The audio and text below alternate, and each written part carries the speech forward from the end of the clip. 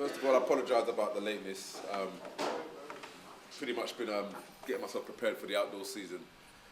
As you know, most of you will probably be aware, it's pretty limited for me to race. My motivation has changed as I've become a little bit older. When I ran when I was 23, 24, 25, it was just purely based on just for the sheer hell of running. Motivation is my family, you know, the sheer people that support me, you know, the public, my friends. And just words of encouragement enable me to get up every day and keep on going, and you know, that's partly what drives me. There were mixed emotions. You know, I'm sure some of you have seen the reactions of the likes of Darren Campbell, who walked off the track and all that. So there were mixed reactions, and I'm sure I would have acted the same if I was in their shoes. Speed is something that I was just blessed with. I didn't really have to do much in order to improve it. As I've got older and a little bit smarter about how I approach training, I've learned to train smart and not hard. I find that in the past when I trained hard, I'd done all my training, all my racing in training, and had nothing for competition. So now as I understand what works best for me, I work more on quality than quantity. And sprinting is all about how you control your speed, as opposed to just literally running fast. Everyone can run fast. That's not the hard part, it's how to control it and understanding what to do at certain parts in the race. Watch The Matrix. Remember the first one when Morpheus offered Neo the red or the blue pill.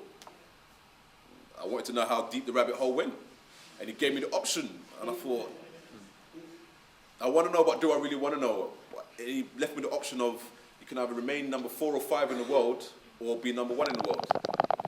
And although I knew it was a heavy chance and a huge risk, the thought of being number 1 in the world outweighed everything else. I just pretty much spent the whole 2 or 3 days just crying my eyes out. It just allowed me to get it all out of my system. And then once I'd done that, then I thought, okay, this is what I've got to deal with. The hardest thing was trying to tell my mum about it. So I had to bring myself up to try and tell her. Because obviously she's reading stuff in the papers, and I just couldn't bring myself to do it. But eventually I had to. That broke her heart, and then again I just lost myself again.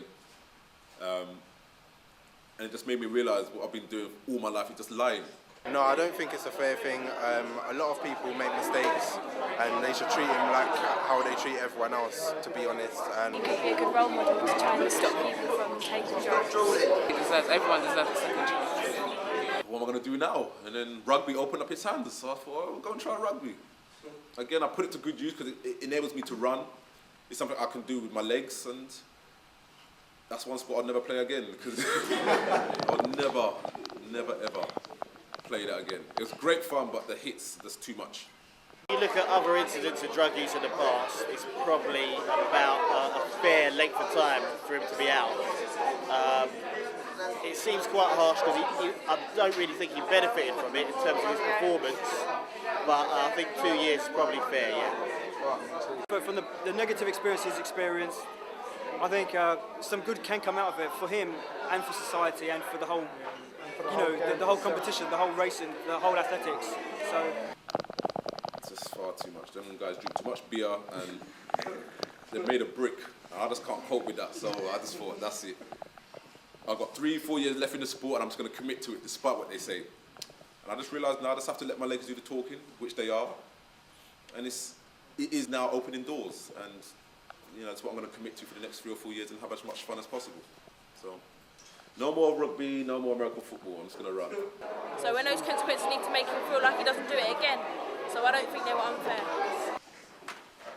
It's definitely important to have your dreams and ambitions and stay focused on what you want to do. You know, in life, you're going to be faced with loads of obstacles. Loads and loads and loads of obstacles, believe you me. You just got to learn to deal with those obstacles and those bad issues. What you do, when you find that you can learn with situations like that, it improves your mindset, improves your ability to deal with adversity.